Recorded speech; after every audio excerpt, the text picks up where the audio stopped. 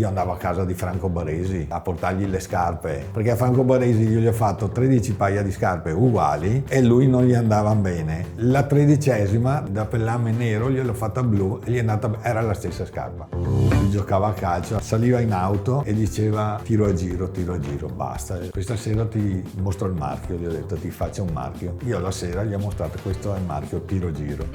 Il futsal l'ha giocato in parquet, ti crea delle microfratture. E allora sono partito e mi sono inventato un sistema, io l'ho portato su questa tipologia di prodotto. Ti salva il calcagno dalle microfratture. In un piede in fase di sviluppo cerchiamo di tutelare il piede del ragazzo.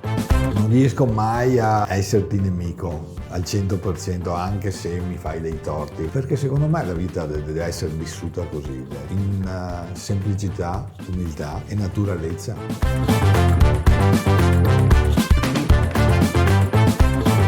Bentornati a Campus Cast, il podcast di British School Bassano che ispira, guida, presenta.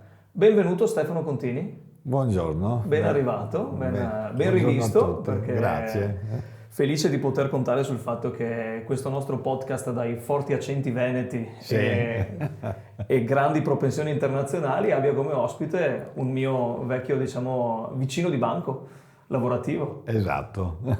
Abbiamo condiviso lo stesso pianerottolo dello stesso studio. Esatto, pianerottolo. Pianerottolo è un po' riduttivo, ecco. È un po' riduttivo. Però è un po' riduttivo. Un hub di sviluppo e progettazione e studio e innovazione, ricerca nella calzatura sportiva nello specifico.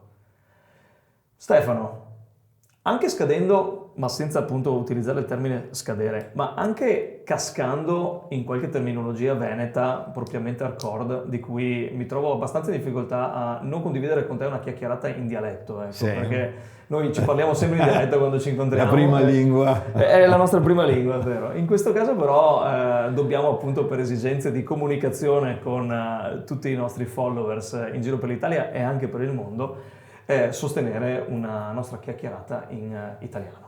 Certo. Però li abbiamo avvisati, qualche parola in dialetto potrebbe scappare, anche perché certi concetti non si riesce ad esprimerli se non con terminologie anche. Terminologie proprio hardcore locali, local.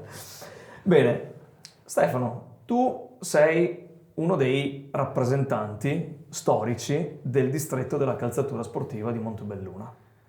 Sì, purtroppo devo dire sì, perché dopo 42 anni di percorso... Hai memoria storica, formazione e innovazione e sviluppo, hai visto nel tuo passato, nel tuo presente e vedrai anche nel tuo futuro quello che effettivamente è una evoluzione fondamentale di quello che è non soltanto il distretto della calzatura sportiva di Montebelluna, ma proprio della calzatura sportiva stessa.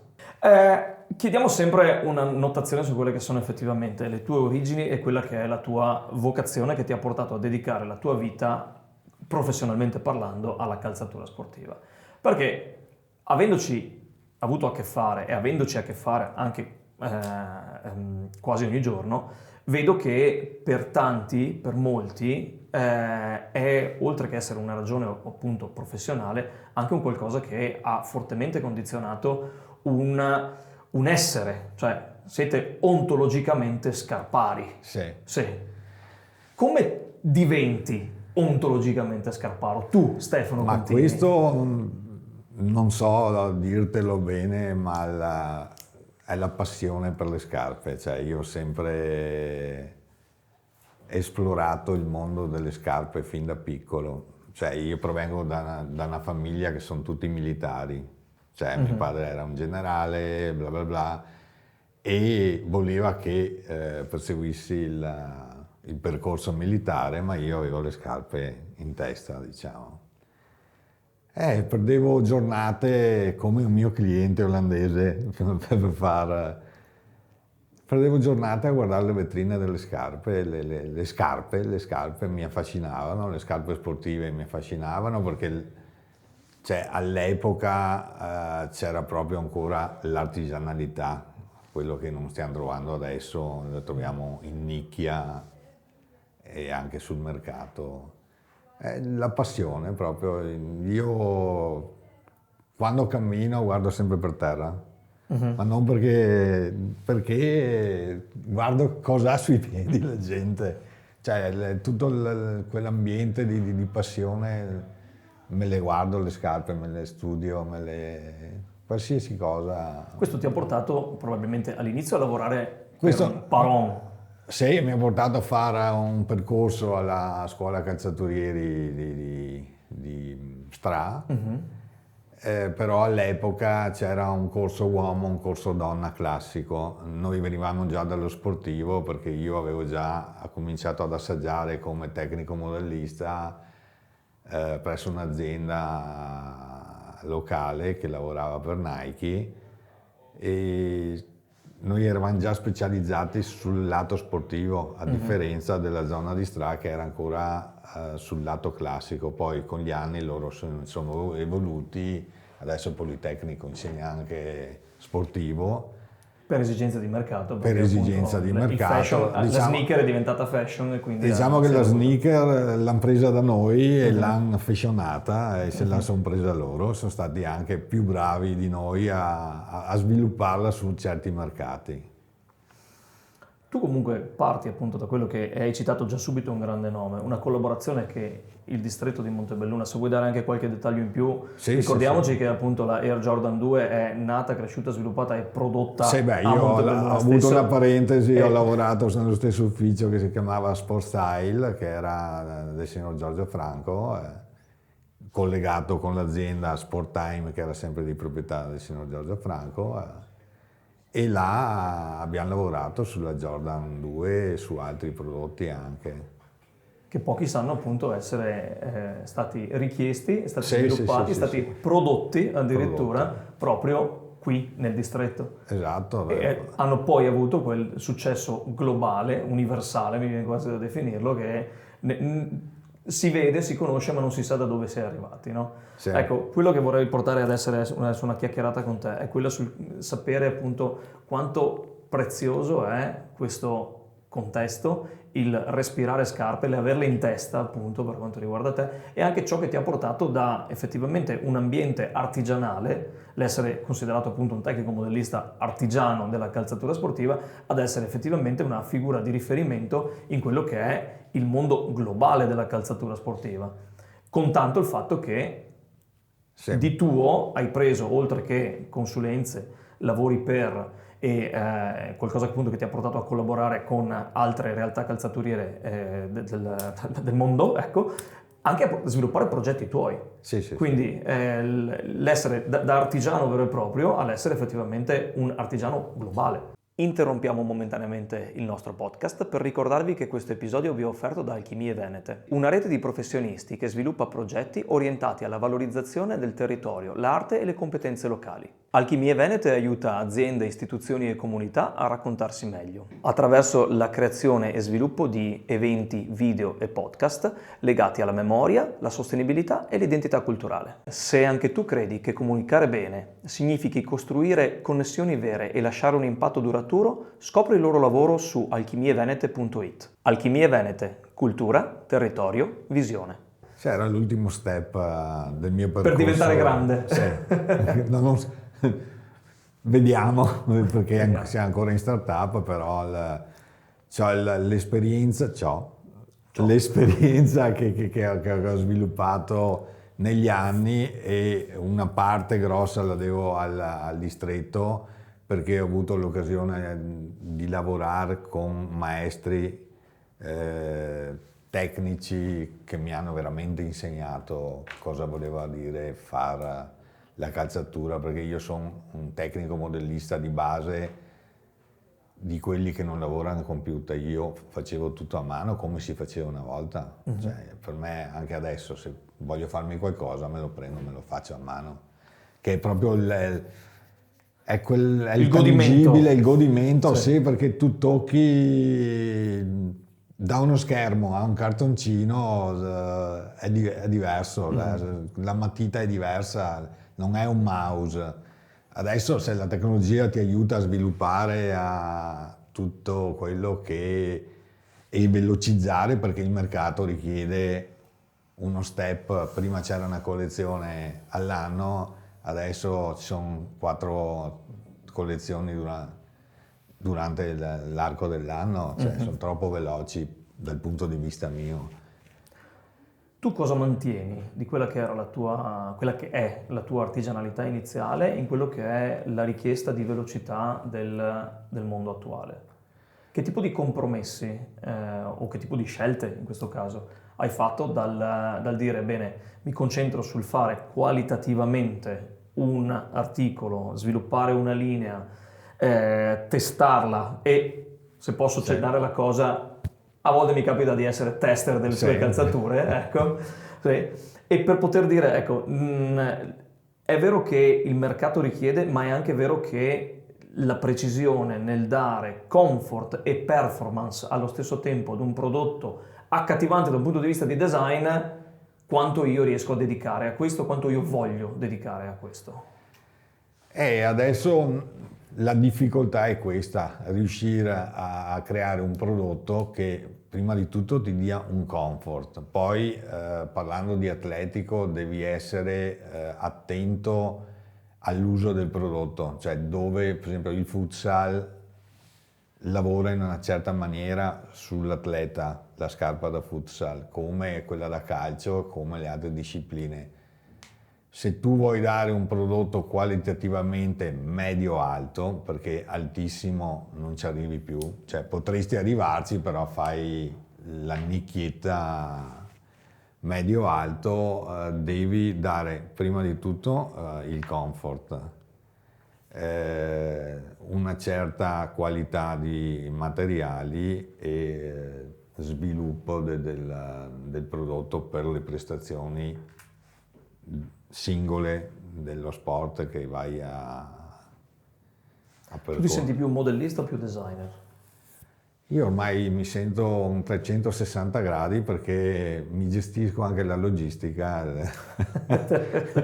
e purtroppo... Quindi tiro giro in questo caso, che è il tuo progetto Sì. di probabilmente non, o quasi più recente, diciamo, sviluppo, come hai detto tu, si tratta di una startup, è un one man show. Sì. Nonostante magari ci siano collaboratori che ti danno ovviamente la giusta mano nel mettere in commercializzazione, sviluppare, comunicare anche quello che è un prodotto, come abbiamo detto, che ha richiesto del tempo nei test, negli sviluppi, nella creazione, nell'ottimizzazione del prodotto stesso, che già partiva bene perché ovviamente parte da quello che è il tuo background di conoscenze tecniche della calzatura, mirate e puntate a quello che è una caratteristica che ovviamente deve essere valutata e portata a performare in questo caso. Sì. Ma appunto ti ritrovi, grazie al fatto che di esperienza ne hai da tutti i punti di vista sulla calzatura sportiva, a dire questa me la provo a gestire da solo. Ecco, e me la sto ancora gestendo da solo. Per il 90%, poi la parte produttiva... Che questo è molto old school, perché effettivamente le prime scarpe da ginnastica arrivavano da una persona che faceva una scarpa da ginnastica, dopo magari aveva l'amico calzolaio che gli aiutava a sviluppare magari la suola, ok? O sviluppare, non si parlava neanche di sviluppo probabilmente, no. Fame, ok? Fammi, ecco. Fame, subito anche. Fame adesso. Ed è impressionante come effettivamente ciò che si vede in vetrina possa ancora essere declinato in termini artigianali. Hai detto tu, sei in controtendenza rispetto a quello che è un mondo che vuole tutto digitalizzato, tutto gestito da una intelligenza artificiale, tutto quanto appunto che depauperà quello che è l'elemento umano. Ok.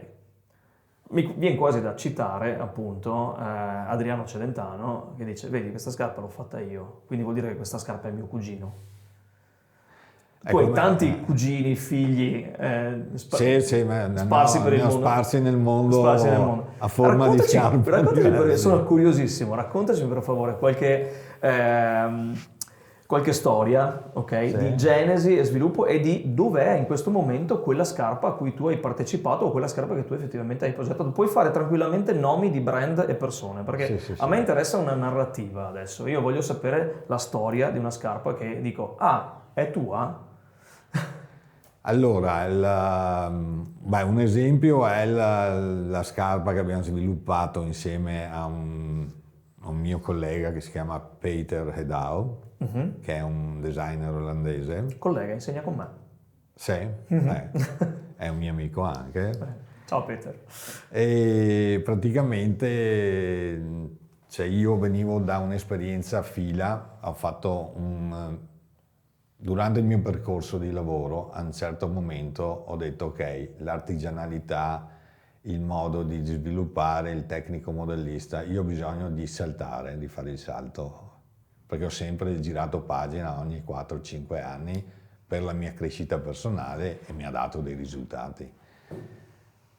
Ho avuto una parentesi in fila, io ero responsabile del sviluppo prodotto calcio, di tutto lo sviluppo del calcio. Mi ricordo all'epoca sono andato su e il direttore global del footwear mi ha messo una scarpa sopra la scrivania e mi ha detto: hai 6 mesi di tempo, questo è il tuo budget, vogliamo la collezione calcio fatta.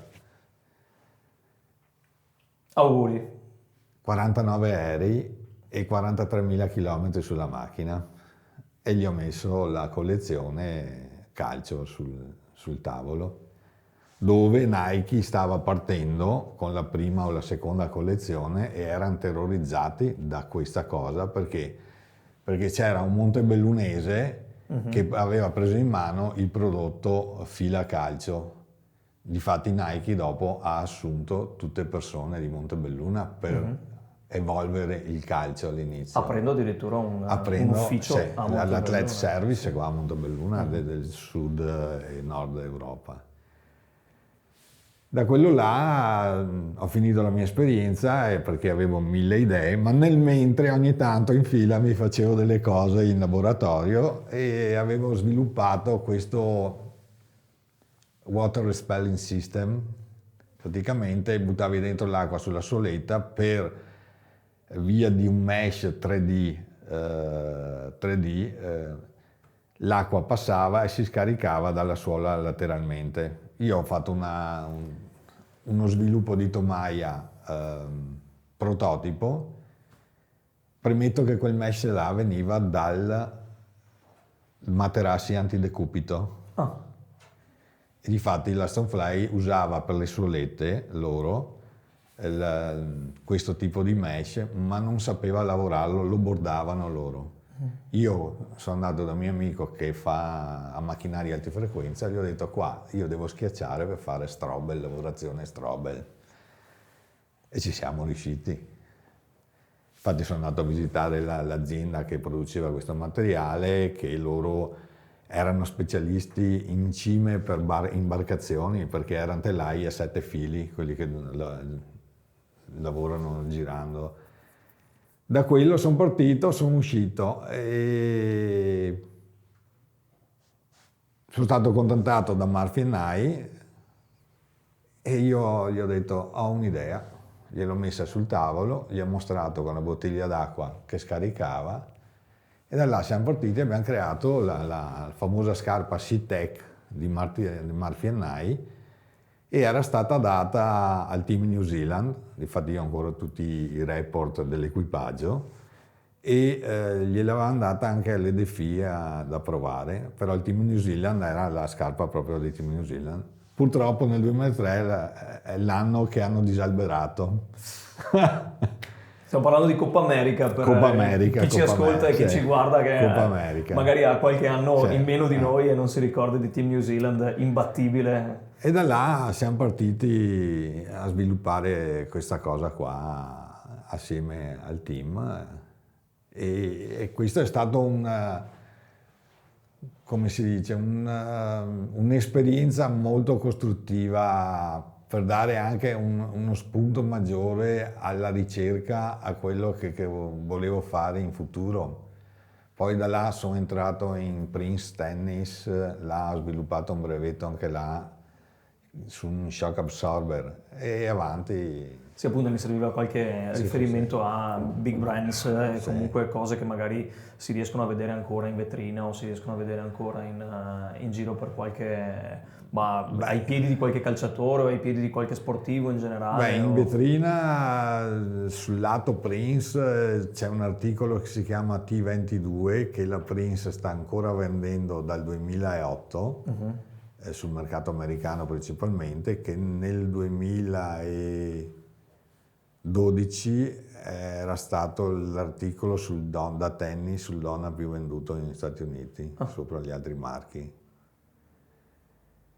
E poi ho collaborato con Johan Cruyff, con un'azienda che gestiva anche il marchio, ma io l'ho conosciuto direttamente e abbiamo sviluppato il classico Johan Cruyff qua in Italia. L'abbiamo prodotto in zona Stra, diciamo che c'era un calzaturificio che faceva calcio e avanti con marchio col marchio Valsport Calcio, tutte le ultime scarpe tecniche che hanno fatto su quel marchio là, l'Audace e altri marchi e la Total 90 mi pare, no Total 90, la 9, non mi ricordo il nome. L'abbiamo sviluppato tramite un'azienda che aveva preso la licenza, che è che adesso si chiama Adrenaline come marchio. Adrenaline Fratelli Plus. di Borsoli. Sì, ho capito, sì. Orientata molto di più alla pallavolo. Che Sì, loro avevano preso in licenza il marchio Valsport all'epoca e abbiamo sviluppato questi due articoli topo di gamma prodotti in zona a Onigo dalla famosissima Rems, che era la Rolls Royce delle fabbriche di scarpe da calcio in Italia, non ce n'erano di uguali. Infatti là venivano prodotte la Nike Millennium, la Hambro Speciali. Sì, Kinner. Kinner è un marchio di Rems, sì. Che io gliel'ho fatto vendere ai ragazzi di Cruyff. Quando ero giovane e bazzicavo appunto di fronte a quelle zone, non era raro trovarsi Gianluca Vialli che usciva appunto dalla fabbrica dopo aver provato appunto questo tipo di calzature. Anche Chiesa c'era. E anche Chiesa, è vero. Ogni tanto arrivava la soffiata e allora ci piazzavamo fuori dalla fabbrica per fare qualche foto e prendere qualche autografo. Anche Chiesa, sì. Passiamo a una di queste tue ultime esperienze, a questo tuo ultimo nato tiro giro. Innanzitutto, nome,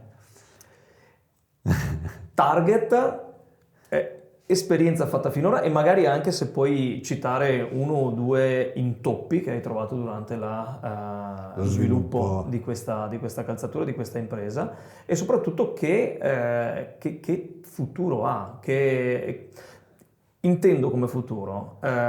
Ho imparato a conoscere le calzature sportive non semplicemente come un qualcosa che metti ai piedi e che ti fa star bene, che ti fa performare, ma anche come qualcosa di identitario. Okay? Sì. Tu indossi un brand, tu indossi una calzatura, tu indossi una linea particolare e, come succede per te, la gente ti guarda le scarpe e ti identifica con un determinato settore, a volte addirittura una setta. Perché tu sei Nike o tu sei Adidas, tu sei Reebok, tu sei Puma, ok? Sì.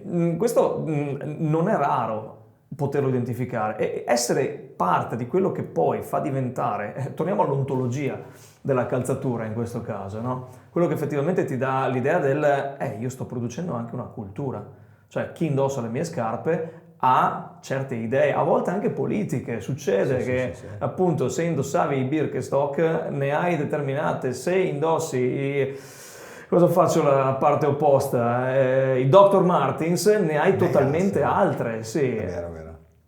Scusa, sono tante domande in una, però tutte si congiungono sul fatto effettivamente tu sei quello che indossi in termini di calzatura anche. No, allora, Tiro Giro è nato perché dopo diverse esperienze di consulenze con marchi anche che sviluppavano futsal, calcio, e ho detto, e mi sono sempre scontrato, diciamo, con le pecore nere, io le chiamo i commerciali, che la figura del commerciale in un'azienda serve, ma verso il prodotto è una battaglia ogni volta.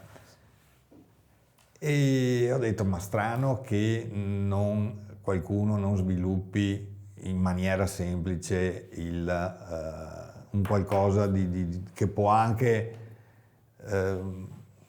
proteggere il piede un po', soprattutto ai ragazzini, cioè ai ragazzi 14, 15, 16, 17 anni, perché il futsal l'ha giocato in parquet, dopo anni di gioco ti crea delle microfratture, soprattutto se usi scarpe che non sono ammortizzate sul tallone, queste cose. E allora sono partito e mi sono inventato un sistema che è una tecnica nota, non è brevettato, però io l'ho portato su questa tipologia di prodotto. Qui noi spieghiamo i benefici che ha, cioè il shock absorbe in un piede in fase di sviluppo, cerchiamo di tutelare il piede del ragazzo. Difatti io sto lavorando tanto sulle giovanili, cioè a me l'atleta di punta al momento non mi interessa proprio, perché non mi dà quel feedback.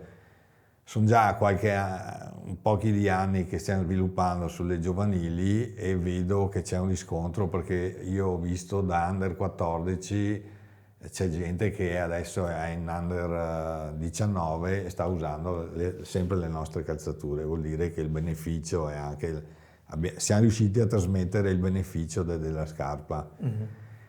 In più abbiamo cercato di svilupparla con materiali un po' nobili come il pellame, ma anche i lacci che sono in cotone, stretti per un quick realize, però facendoli in cotone non si slacciano mai, quasi. Difatti gli altri marchi che non li usano in cotone durante le partite vedi sempre il giocatore, qualcuno che si allaccia.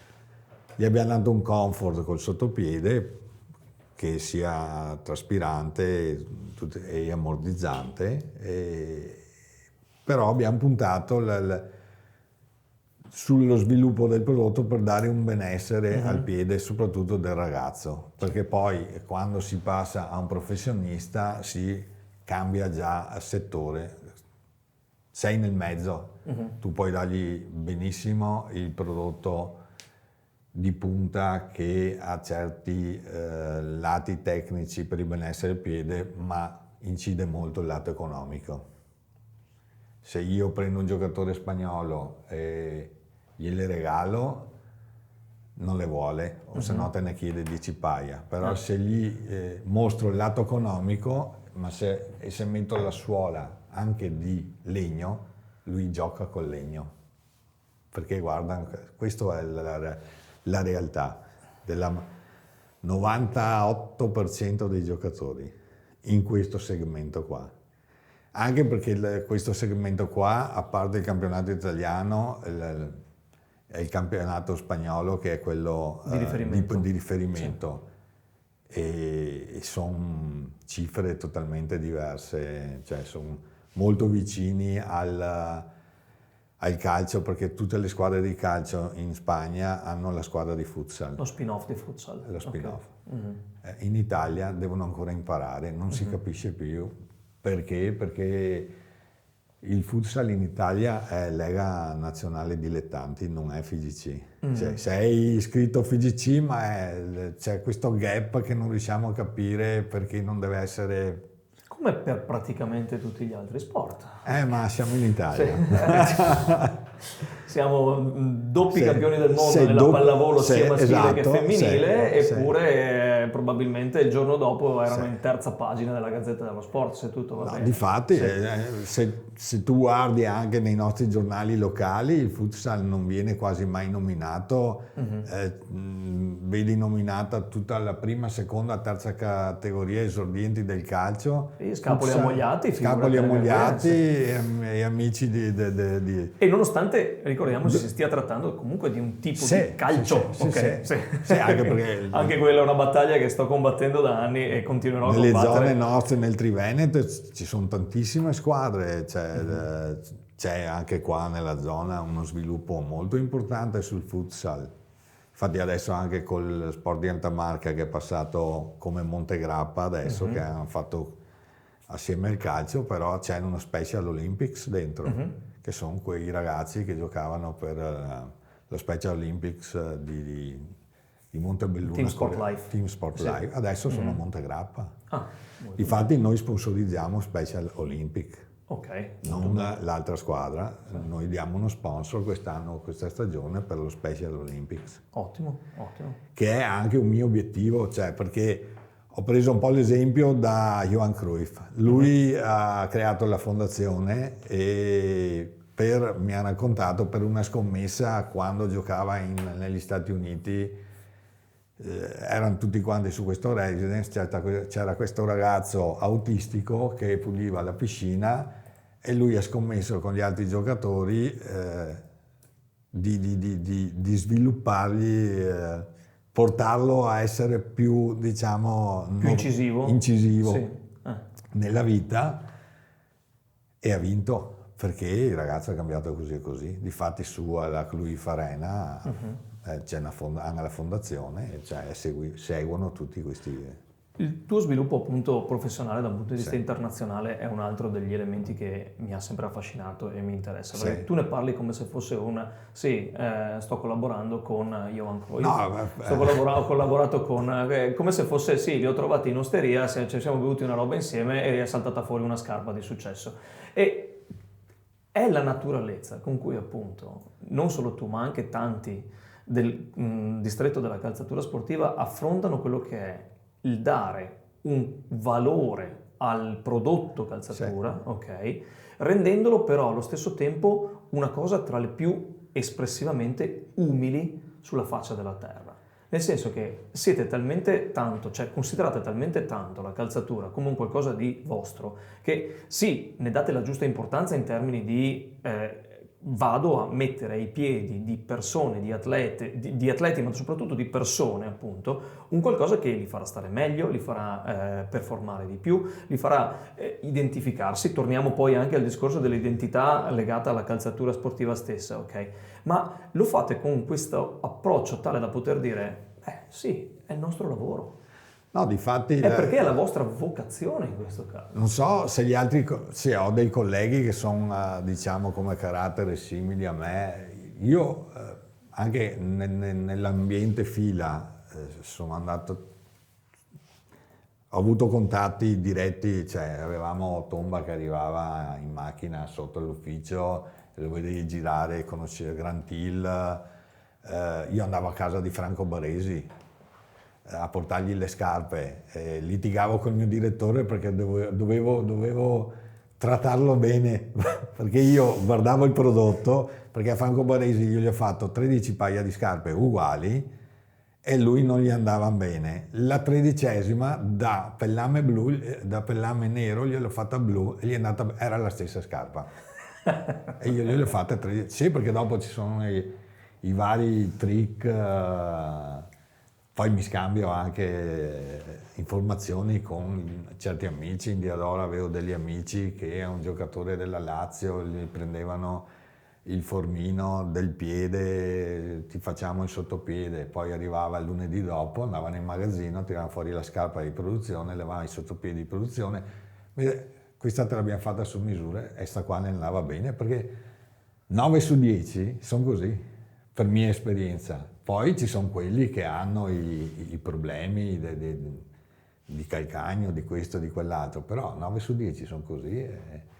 Io ho fatto tante esperienze del genere. È l'essere umano alla fine. Sì. Dobbiamo ricordarci che attaccato a un piede c'è un essere umano. Sì, il team New Zealand, non mi ricordo l'atleta cos'era, aveva il 52 di piede, non avevamo sviluppato. Questo, sulla barca del team New Zealand era un bicomponente col vetro sotto, scalzo correva. E l'abbiamo fatta artigianalmente, uguale, però con la suola artigianale. Ma questo correva scalzo sopra il deck Sì, con tutti i rischi del caso. Sì, con tutti i rischi del caso. Ma erano tutta gente dai 100 kg in su, cioè sopra la barca da. No, sono tutte queste esperienze qua che ti portano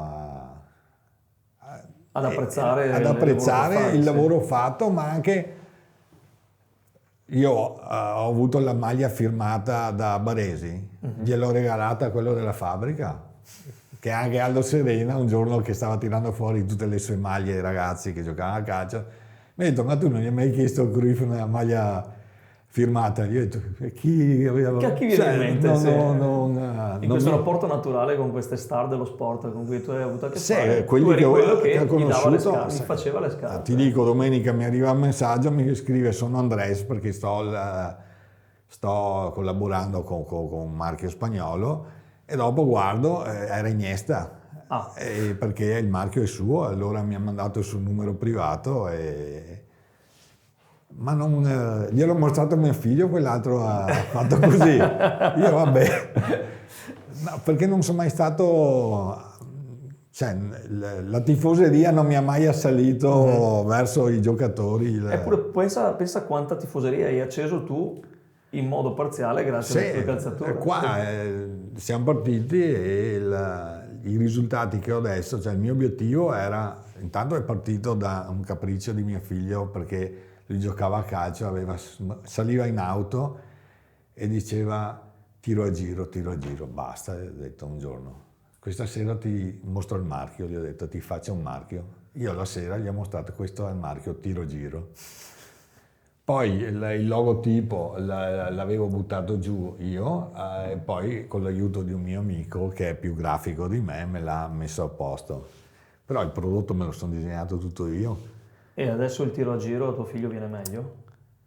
Si è rotto crociato e menisco. Ok. Non indossando le tue scarpe, ricordiamo sempre questa cosa. No, perché ha voluto giocare a calcio. Lui durante la pausa, lui gioca a calcio a 5, sì, a futsal, e durante la pausa estiva fanno tutti quei tornei macelleria, li chiamo io, sì, e là ci ha rimesso tutto. Quest'anno è andato. Peccato. Rimane però il marchio. Il mio obiettivo era creare un prodotto che avesse un prezzo equo, da mamme, sì, che durasse non 15 giorni o un mese come certi marchi, e che dasse dei benefici al piede. Difatti il risultato c'è su questo prodotto qua. Difatti noi non abbiamo sviluppato. Io ho sviluppato un altro prodotto per il futsal, però per un'altra categoria, però questo è il prodotto di punta che sta andando adesso, anche sull'online funziona. I fisioterapisti e gli ortopedici ringraziano. Ringraziano, perché anche le mamme, perché un plantare costa 250 euro alla fine. E l'altro obiettivo è: ok, come faccio a far conoscere sto marchio? Sono del settore, ho tutto il know-how possibile. E ho cominciato io, certi negozi me li faccio io. Ma perché? Perché tanti negozi hanno perso una volta andavi a comprare un paio di scarpe o qualcosa e il negoziante ti spiegava per filo per segno, anche se il tacchetto aveva il chiodo: no, qua il chiodo storto, è meglio di no. Ti dice: qua adesso te lo danno, ti dicono 20% di sconto, la maggior parte. Ti piace il colore? Sì. Ti piace il colore? Sì. Questo è l'ultimo di... E ho cominciato a girare un po' anch'io, a cercare di trovare i pro shop, ma quelli che spiegano. Difatti mi ha dato dei risultati. In più, prima di metterlo sul mercato, noi abbiamo evaso 400 paia di scarpe in testa a giocatori. E abbiamo visto il difetto che poteva avere, l'abbiamo corretto e siamo andati avanti con lo sviluppo. Quindi una forte ricerca, come dicevamo una forte ricerca, un forte investimento su quello che è effettivamente lo studio e il ricercare anche gli eventuali errori che sono stati fatti. Esatto. Nonostante l'esperienza, nonostante la conoscenza, rimane appunto, questo è un elemento che ho già citato prima, l'umiltà del poter dire: anche se lo considero un prodotto perfetto, non lo è perfettibile. Infatti, grazie all'elemento essere umano in questo caso, perché tutti quanti abbiamo un modo di camminare diverso, una postura del piede diversa, una necessità di schiena diversa, un gioco completamente differente, esigenze magari di tagli, direzioni che appunto hanno... Infatti io il grosso del prodotto l'ho testato sui portieri del futsal, che un portiere di futsal macina le scarpe come a mangiare caramelle, quelli sono bestie. e abbiamo corretto e siamo partiti. Adesso il marchio, l'obiettivo secondo era piantare la bandierina in Italia, non per vendita, perché noi siamo ancora piccolini, ma per conoscenza. Abbiamo uno share del 79% in Italia, tutti conoscono nel settore futsal tiro giro. Il marchio tiro giro, sì. E quello è un obiettivo e se mi permetto di dire, attraverso, noi affrontiamo spesso tematiche di comunicazione, di marketing, di presentazione sul mercato. Anche questo attraverso quello che comunque è un approccio tradizionale al presentare, cioè non mi sbilancio nel dire, anzi lo faccio abbastanza, ma citando il passaparola, ma in questo caso è un passa la palla con un tiro giro. Io lo chiamo touch marketing. Touch marketing, molto bene. È un concetto che non abbiamo ancora considerato, ma che effettivamente ti dà un'idea di come in alcuni ambienti risulti più efficace una contestualizzazione e una comunicazione old school. Old school è il tuo metodo di approccio a questo rispetto a quello che magari è la necessità, faccio un altro esempio di altri, di dire sì, questa calzatura è pensata per, ma voglio che sfondi anche nel mondo della musica. Ecco. Difatti secondo me su prodotti tipo questo o altre discipline, se hai una startup, l'old school funziona bene sulla prima fase di partenza. Quando cominci ad avere un volano, allora hai bisogno anche di attraversare il confine e cominciare a usare i mezzi. Anche perché in questo caso si tratta anche di certe cautele che tu ti dai. È inutile che tu comunichi di essere il migliore del mondo quando magari c'è ancora da perfezionare qualcosa. No, difatti. Dopo c'è anche il lato economico, perché noi qua ci siamo autofinanziati. Non ho nessuna banca che mi suona il campanello, per fortuna. Questo non è una brutta cosa. Questa è una cosa positiva. Anche se anche questo è molto old school in questo caso.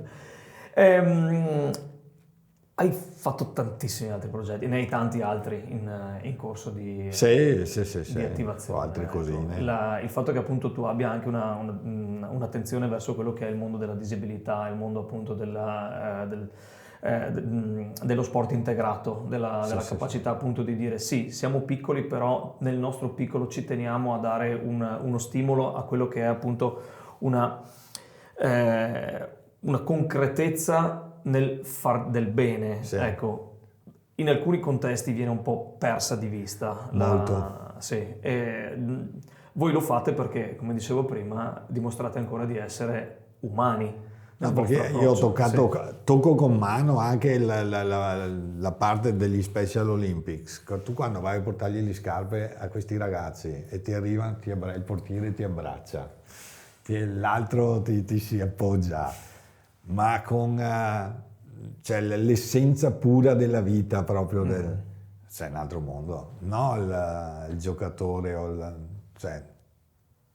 è un'altra cosa. Si collega un po' alla domanda che ti faccio, che ti sta facendo in differita un nostro ospite di qualche puntata fa. Cosa vorresti che le persone con cui interagisci dicano di te? Mi par di percepire che la risposta sia: non è che mi interessi poi molto. Bravo. Il mio percorso di vita è sempre stato, per chi mi conosce, lo stesso. Io cerco di aiutare, ma non riesco mai a esserti nemico al 100%, anche se mi fai dei torti. Perché secondo me la vita deve essere vissuta così, in semplicità, umiltà e naturalezza. Poi io se esco di casa e ho la bicicletta fuori e non ho lo status symbol, vado via con la bicicletta senza problemi. Se ho una bicicletta vado via a piedi. È un po' il mio format di vita. Ho avuto occasioni anche per lavoro di viaggiare, frequentare gente di cui tutti sanno il nome e tu non te lo ricordi. Per dirti, dopo le discussioni, materiali, non spirituali le chiamo. Esistenziali. Io ho perso 2 settimane fa su una tavola dove faccio consulenza, ho perso la giornata, la mezz'ora di pranzo a vedere questi qua che parlavano di orologi, ma io ce l'ho, ma non riesco, è più forte di me. Io posso stare con, no Trump, per fortuna, ma con qualsiasi persona benestante di un certo livello, cioè, ho una linearità, cioè, se mi tirano fuori tutto l'arsenale, non mi cambia niente, detto in dialetto. Però se ti tirano fuori qualche scarpa da ginnastica interessante, E là il punto debole si scatena. Quello è il punto debole e basta. Cioè, io ti dico, anche con un mio amico che è un mio cliente anche su in Olanda, lui è riuscito a sviluppare l'azienda, adesso la famiglia Cruyff gli ha lasciato anche il 20% delle quote quando è morto Cruyff, Johan, e lui passava le giornate al sabato da piccolo davanti alla vetrina di questo sport center, di questo negozio, e ogni giorno, cioè ogni sabato andava là a vedere le novità. Sì, e lui ancora adesso lo fa. Vedi. Lui ancora adesso, perché ha la passione. Cioè La passione è uno dei nostri mantra, è la passione che si trasforma in professione. Io ho un altro professione. amico anche in Olanda, ha 72 anni, lui è specializzato nel vulcanizzato, ha un magazzino di 12.000 paia, tutte ricercate, e lui è come l'Eldorado per lui, cioè, ma quando parli anche con lui, è la passione, come uno ha la passione per altre cose. Ma sono contento di aver fatto questo percorso di vita Scarparo. Infatti Scarparo tendente all'arte, visto come le disegno anche ogni tanto. Questo sarà sicuramente un ottimo step per una delle mie prossime puntate. Ho già in mente qualche domanda. Scarparo tendente all'arte e se rinasco vorrei rifare la stessa cosa.